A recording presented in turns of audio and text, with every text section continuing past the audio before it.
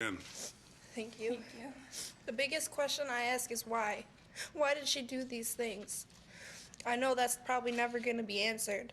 There are so many things that she has ruined. She'll never be able to see Bree graduate. My father will never take me down the aisle. She'll never get to see her grandchildren. All those things she took away from me.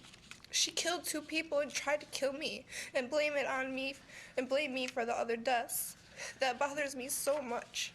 I had to pretend for a year that everything was okay, that nothing was bothering me, even though I was worried about the trial and worried whether the jury would believe me.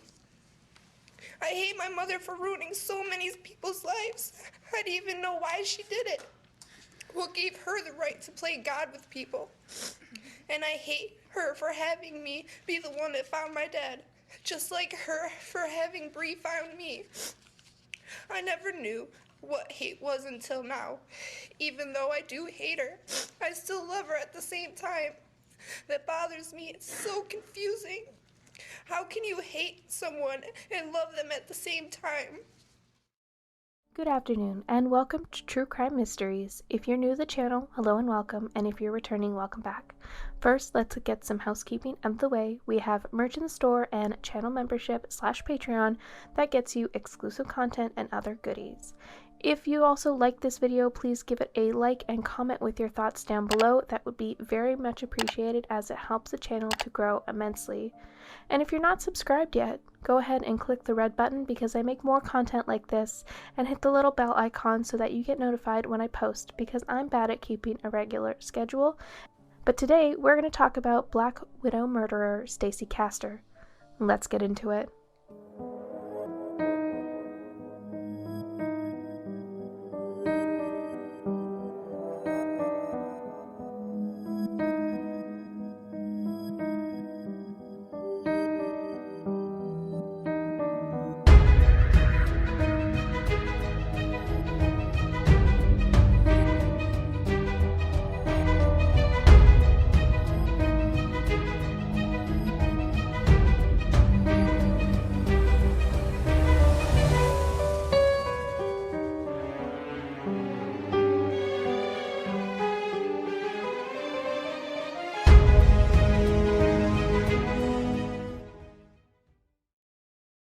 It was a Sunday afternoon on August 27, 2005, when 911 dispatchers in Syracuse, New York, received a call from a distressed wife. She had said that she and her husband had had an argument and he'd been drinking heavily and had locked himself in their bedroom the night before. She said that she'd gone to a friend's house for the night and went to work that morning, but became concerned when he didn't come into work that day. Her name was Stacey Castor, and she was the office manager for her husband, David Castor's air conditioning company. My husband has locked himself in our bedroom for the last day. Friday night we got into an argument. He was aggressive, but he wasn't violent. Okay, don't cry. We're going to check on him, make sure he's okay. Maybe he's depressed. Are you guys going through something right now? Well, his father died a month ago, and he's been kind of weird acting the last month. She said that her husband was no longer communicating with her from the bedroom and asked an officer to do a wellness check. An officer came by, and when he also couldn't get a response from David, he broke down the door.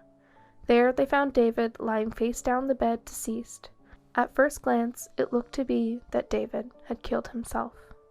The officer said that Stacey was shocked and hysterical, but this wasn't the first time Stacey had lost a husband. In 2000, her first husband, Michael Wallace, had died of a heart attack. At the time of Michael's death, there was little that stood out to doctors of anything suspicious, but officers thought there might be more to Stacey Castor than a run of bad luck. They decided to take a deeper look into the young, twice widow. Stacey met her first husband, Michael, while at a bar in Clay, New York. They met in 1985 when Stacey was only 17. Michael, 6 years older, was described as kind of a wild guy. He loved the fast life of partying, drinking, and having a good time. The two married in 1988 and had their first daughter, Ashley, the same year. Michael had a short stint in prison for DUI charges and had cooled his partying ways when he got out. The couple had their second daughter, Bree, in 1991, and the couple settled into a very everyday life. Michael worked at a large commercial air conditioner manufacturer, and Stacey worked in the billing department for an ambulance dispatch company. Money was tight for the family, but they were always able to make ends meet. Michael loved his daughters, but he had a clear favorite with his youngest, Bree. This bothered Stacey. Stacey wasn't a loving mother, she wasn't described as maternal, and she didn't seem to even like children, including her own. When Michael favored Bree over Ashley blatantly, Stacey decided she would have Ashley as her favorite, more to compete with Michael rather than putting Ashley first for her benefit. As the couple neared their 10th anniversary, their marriage was simply going through the motions. Stacey had concerns that Michael was having an affair, and she had told a friend that she wanted to get a divorce. In the winter of 1999, Michael had begun getting mysterious waves of illness. While he had a family function, he was described as acting unsteady, coughing, and looked swollen. Family members convinced Michael to seek medical attention, and he reluctantly went to a doctor. The doctor thought Michael was suffering from some sort of inner ear disorder because he wasn't sick consistently, and it seemed to come in sporadic waves. On January 11, 2000, 12-year-old Ashley came home from school with her sister and found her father on the couch. Ashley called her mother at work and said that her father was acting weird and making funny faces. Stacey came home and found Michael unconscious. Stacey called an ambulance, and though first responders were able to restore a pulse en route to the hospital, Michael Wallace was pronounced deceased before arriving. Doctors said that Michael had died from a heart attack and didn't deem the death as suspicious. However, Michael was only 35, and other than the mysterious medical issues, he had been extremely healthy. His family wanted an autopsy performed, but Stacey refused. Now a widow at 29, Stacey buried her husband with a quick funeral and moved on with her life. After Michael's death, Stacey became a distant parent. Though she had never been a very hands-on mom, being a single parent gave her new freedoms. In addition to a bit of life insurance money of $55,000, she was able to relax from the responsibilities of parenthood and being a wife. In 2001, she was introduced to David Castor. David was everything her first husband had not been. David was responsible, he didn't drink, he didn't party, and he was financially stable, owning his own company. David was recently divorced and had an adult son from his first marriage. The two were married in 2003, and Stacey took over much of the business as his office manager. The two didn't have a passionate marriage, but it seemed to bring the two comfort. Stacey enjoyed financial stability, and David had companionship. An odd aspect of the relationship was that David didn't want any more children and didn't make it a secret that he resented having to share his life with two young girls. He'd made it clear that he had one son and he wasn't interested in being a father figure to the Wallace girls.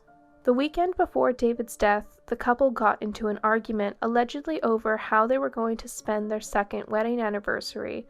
Stacey sent the girls away to a friend's house, and the couple continued arguing until she left as well. Stacey told investigators that David had been depressed over his father's recent passing, though those who knew David felt that the story was unlike the man that they knew. There were 2 glasses on the nightstand in with David, one filled with neon green liquid and the other brandy. There was also an empty bottle of cranberry juice. The green fluid was determined to be antifreeze, which is highly toxic, and an open bottle of antifreeze was located near the bed. Medical examiners did an autopsy and signed off that David had died from ethylene glycol poisoning, and it was ruled as a suicide, but detectives continued to investigate the suspicious death. An examination of the home revealed some interesting things. First, the glass containing the antifreeze had 3 fingerprints, all belonging to Stacey. Second, they found a turkey baster in the garbage can. On the turkey baster, they found trace amounts of David's saliva on the tip, as well as antifreeze. Additionally, it had been wiped of any fingerprints. Once the medical examiners released David's body, Stacey had another quick funeral, and much to the shock of family members from both her first and second husband, she buried David next to Michael.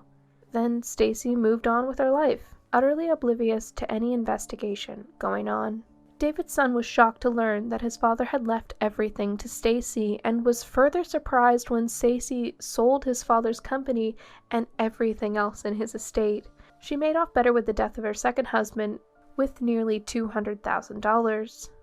It would take detectives a year to get enough evidence together to establish probable cause, at which point they were able to get approval for the exhumation of Michael Wallace. Detectives felt that if they could find evidence of ethylene glycol poisoning in Mike, it would all but confirm that Stacey had killed both of her husbands. When Michael was exhumed, an autopsy was performed, and it was clear he had not died of a heart attack. Ethylene glycol causes crystals to form in your organs and blood, and it has a telltale sign. And the telltale signs were in both men. Nearly 2 years into the investigation, detectives had enough to hone in on Stacey. Surveillance was approved. First, her cell phone and landlines were tapped, and security cameras were put in to watch the house. Detectives hoped to shake up Stacey and get her to say something incriminating. They showed up at her home on September 22, 2007 to question her about the death of David, purposely leaving out that they had exhumed and autopsied her first husband, Michael. Stacey was very caught off guard and confused. She had no idea that she had been investigated and knew immediately what the detectives were angling for with their line of questioning. During the questioning, she had said 2 things that stood out. One was that she had mentioned watching a show with David where a wife killed 2 of her husbands by poisoning them with antifreeze, and that's where she felt like she got the idea from. And the second was when the lead detective asked her to point to which glass she had poured the cranberry juice in for David, and she said, "I poured the cranberry juice." Detectives were shocked that she had more or less admitted to pouring the antifreeze into the cup. After she said that, she asked for a lawyer and the interview stopped.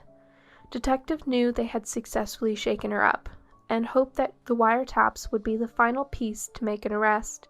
I took this picture of one like it out of my folder, and I showed it to Stacey and said I had a question for you.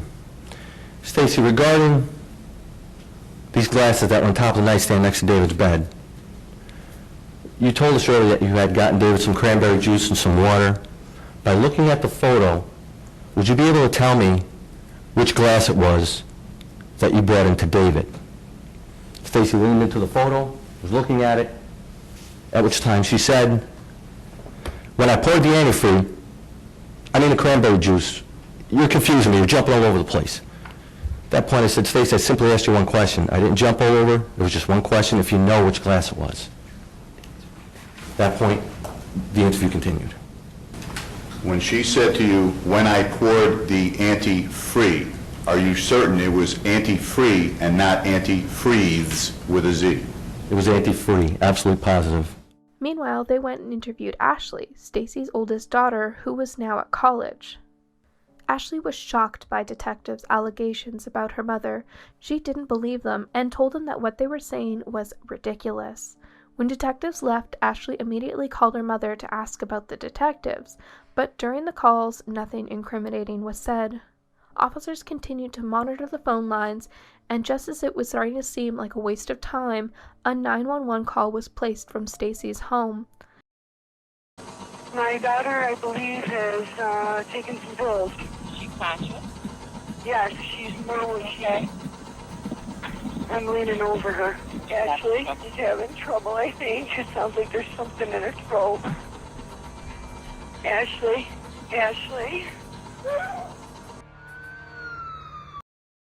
According to Stacey, she had just found her daughter overdosed on pills. Ambulances rushed over and were able to pump Ashley's stomach and get her stable.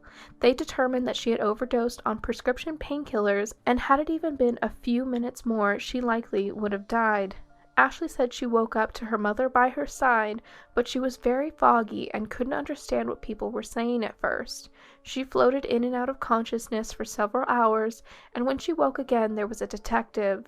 The detective informed her that she had attempted suicide, and in her note, she had confessed to killing her father and stepfather. Ashley was shocked and told the officer she had no idea what he was talking about.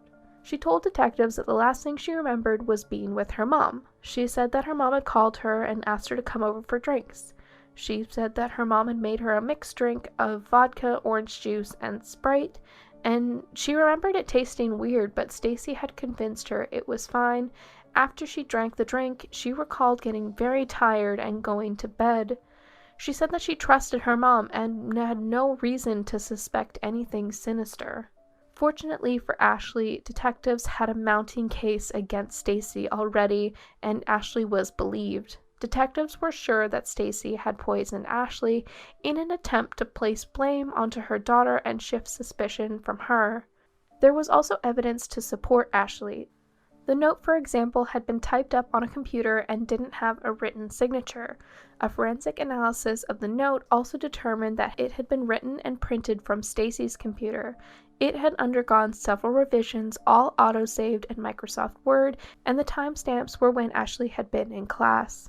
Ashley would also have only been 11 at the time of her father's death and hadn't been home when David had died. Despite Stacey's attempt to divert suspicion, there was no evidence to connect Ashley to either crime, and Stacey now had an attempted murder charge added to her list of crimes. Stacey was arrested at the hospital and was charged with 1 count of second-degree murder and 1 count of attempted murder. Because Michael had been murdered in a different jurisdiction, she wasn't charged with his murder. During her trial, prosecutors brought David's will into question. Detectives discovered that Stacey had forged the will that had been used to settle David's estate. Money seemed to be the motive in David's killing. On March 5, 2009, Stacey Castor was found guilty of the murder of her second husband, David, and also guilty for the attempted murder of her daughter, Ashley. She was given the maximum sentence of 25 years for both charges, with the addition of 1 year for the forging of David's will, for a total of 51 years in prison. Neither Ashley nor Bree had anything to do with their mother after she had been arrested. In 2011, David's son sued Stacey for the remainder of his father's estate and won. In 2010, an investigation was also opened into the mysterious death of Stacey's father. Nothing came of the investigation as he'd been cremated, but the detectives noted that Stacey had been named the sole heir in his estate. Though he had been ill for some time before his death, he had been recovering well until he received a visit from his daughter, Stacey. In 2016, Stacey Castor died in prison. She was 48, and according to the prison she had been in, she had died of a heart attack. Following Stacey's death, the Castor family petitioned to move David's body so that Stacey could not be buried next to David as per her will had stated. They successfully moved David, and she was instead buried next to her first husband, Michael. All right, Ms. Everly, I have your note that the jury's reached a verdict. If you'd stand for a moment. On indictment number 2007-1271-1, the people of the state of New York versus Stacey R. Castor, as to count number 1, murder in the second degree, what is the verdict? Guilty. On count 2, attempted murder in the second degree, what's the verdict? Guilty. And on count 3, offering a false instrument in the first degree, what is the jury's verdict? Guilty. All right. Do you wish the jury poll, Bill? Chuck? Yes, Judge. All right. Kelly, go ahead. Ladies and gentlemen of the jury, as stated through your foreperson, you have found the defendant guilty of all 3 counts in the indictment. Juror number 1, is that your verdict? Yes. Juror number 2? Yes. Juror number 3? Juror number 4? Yes. Juror number 5? Yes. Juror number 6? Yes. Juror number 7? Yes. Juror number 8? Yes. Juror number 9? Yes. Juror number 10? Yes. Juror number 11? Yes. And juror number 12? Yes. Thank you. All right, ladies and gentlemen, on behalf of both parties and myself and the people of Onondaga County, I want to take this opportunity to thank you, and you folks who are alternates, your patience too over the last several days when you haven't been able to deliberate. I'm very, very grateful for your patience and your understanding also. Your jury service is over. You're certainly free to go with our thanks. You're free to talk to anybody about the case that you wish, whether it be the lawyers, the press, each other, your families. But I want to thank you really with very sincerely, and I hope stay warm. Thank you, ladies. I'd like to do a check, if you don't mind.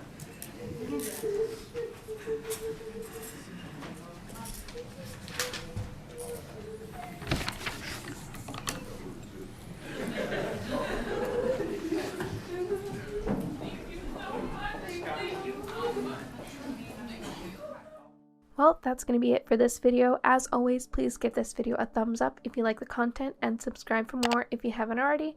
If you've done all that and want to support me and the channel, we have channel membership as well as Patreon to get early access, members only content, and more. We also have merch and other goodies in the description box, as well as links to all my socials. But until then, I will see you all in the next one. Bye for now.